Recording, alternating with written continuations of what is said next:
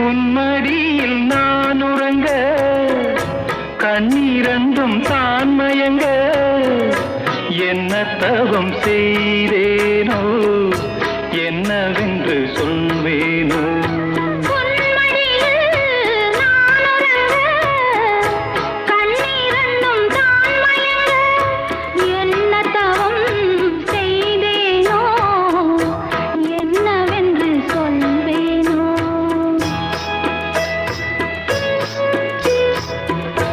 ஏழ் பிறப்பும் இணைந்திருக்கும் சொந்தம் இந்த சொந்தமம்மா வாழ்விருக்கும் நாள் வரைக்கும் தஞ்சமுந்தன் நெஞ்சமம்மா